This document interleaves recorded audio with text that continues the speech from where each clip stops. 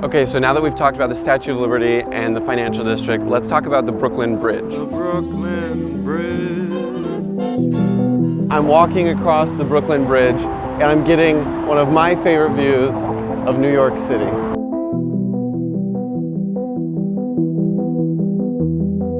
The Brooklyn Bridge is a prominent feature in many photos of New York City.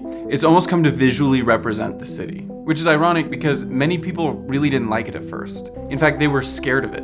I'm going to tell you the story behind the bridge that involves a strange sickness, a series of deaths, a stampede, and a bunch of elephants.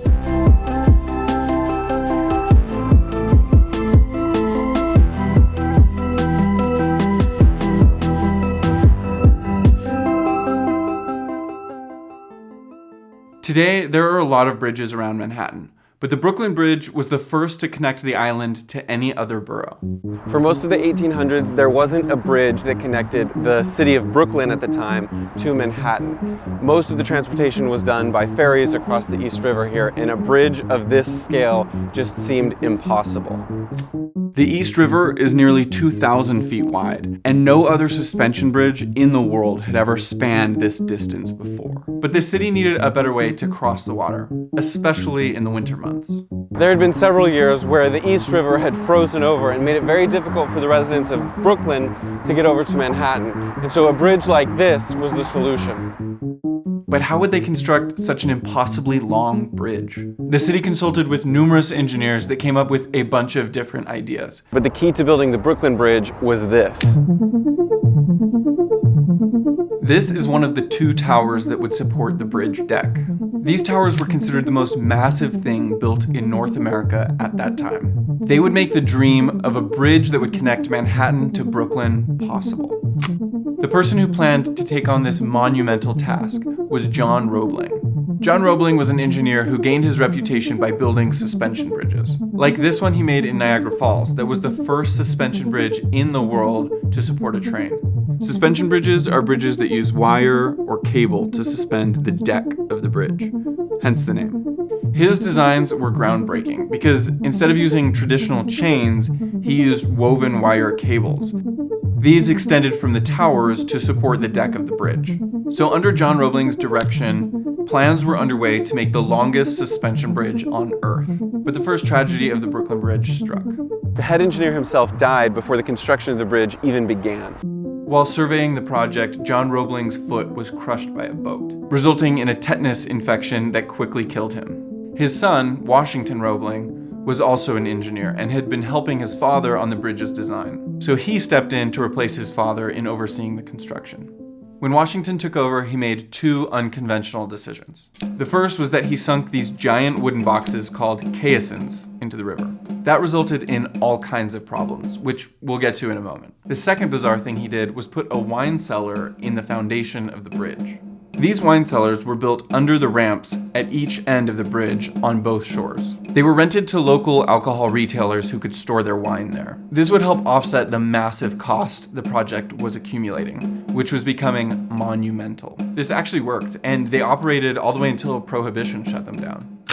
But Washington's other idea, the caissons, created a bigger issue. These giant waterproof tanks were filled with pressurized air and then sunk underwater with men inside them. The men would travel up and down to and from these underwater boxes in airlocked iron containers. From the caisson, the workers would excavate the riverbed using dynamite. After digging up the ground and sinking deeper into the water, the caissons were eventually filled up with concrete and they became the foundation for the towers.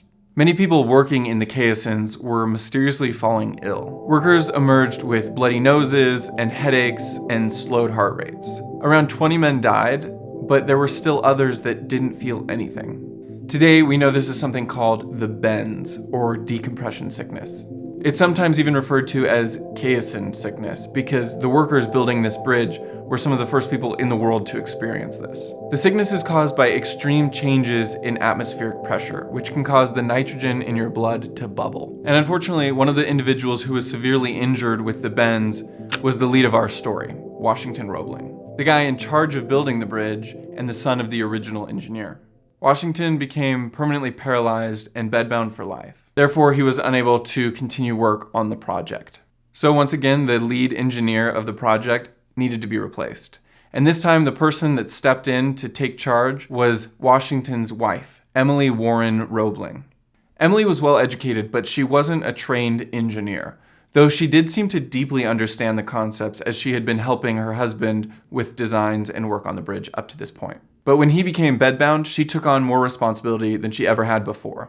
It began with her conveying messages back and forth from her husband to eventually making the decisions herself. Under her direction, the workers eventually got the 2 massive towers anchored to the riverbed. From these, they suspended 4 enormous cables, and then attached more cables to connect the towers to the deck of the bridge. After years of construction and more lives lost in work accidents, the bridge was finally complete. The opening of the bridge was on May 24th, 1883, and was celebrated as the uniting of 2 great cities. When the Brooklyn Bridge was completed, it was by far the longest suspension bridge in the world. There were massive fireworks and huge crowds to celebrate. One man, P.T. Barnum, who was the founder of the circus, even suggested marching elephants across the bridge as part of the celebration. However, the city turned this idea down, but keep an eye out because P.T. Barnum and his elephants re-enter the story in a moment. The first person to officially cross the bridge was Emily Roebling, as an acknowledgement of her enormous success. Her achievement was counted as a huge win for the feminist movement. One of the speakers called the bridge an everlasting monument to the self-sacrificing devotion of a woman and of her capacity for that higher education from which she has been too long disbarred. However, despite this impressive construction achievement, the public was still afraid of the bridge. A few days after the bridge officially opened, another fatal event occurred. You can imagine how, at that time, the traffic was made up of horses and carriages and pedestrians. As one woman was walking up the steps to the bridge, she tripped and fell. Another person in the crowd saw this and was startled and screamed. Not knowing what was going on, the surrounding crowd panicked and surged forward, causing a stampede. People were trampled, choked, and injured, and 12 people died from this event. The city, who knew how safe the bridge truly was, needed to do some damage control and convey to the public that it was a safe place for them to commute. So they decided to bring back the guy with the elephants. To prove that the bridge really was safe, the next year P.T. Barnum got a parade of elephants that crossed the bridge to show the city that they had nothing to fear. Finally, people started to trust and use the bridge more. It helped connect the 2 cities until they eventually united into the same city and caused usage of the bridge to go up even more. Even trolleys and trains crossed the bridge, but since 1950, it's only been vehicles, pedestrians, and bicycles. Today, we know there's nothing to fear. The bridge has since been described as the best built bridge in New York, and over the years has given the engineers in charge less trouble than any other bridge in the city. Indeed, it remains today one of the best built bridges in the world. It was actually years before it was officially known as the Brooklyn Bridge. For the first 30 years it was in use, it was actually called the New York and Brooklyn Bridge. Other bridges followed, and the city continued to grow. If you get the chance, I highly recommend that you cross the bridge over to the Brooklyn side and you take in the views from this promenade. A walk across this bridge is over a mile long, so brace yourself for a nice, beautiful walk. But you can still walk it just to the middle and back and still get a really great view. To access the bridge, enter either on the Manhattan side via Center Street or the Brooklyn side via the Brooklyn Bridge Boulevard, way back here on Tillery Street. There is also a set of stairs here. The design of the Brooklyn Bridge is unique because this pedestrian walkway is risen up in the middle between all the traffic. Many people like to start in Brooklyn so as to take in the view of the Manhattan skyline during the walk, including the Freedom Tower from many different vantages. If you do want to walk or bike across the bridge, be mindful of which lane is for bikers and which is for pedestrians. And know that the traffic can get very crowded, but it doesn't take away from the beautiful views. As you're walking, in addition to taking in the awesome views of the city, don't forget to look up. Look at these massive Gothic arches that at the time represented a major feat of engineering. Look at all the cables that cleverly hold this bridge together.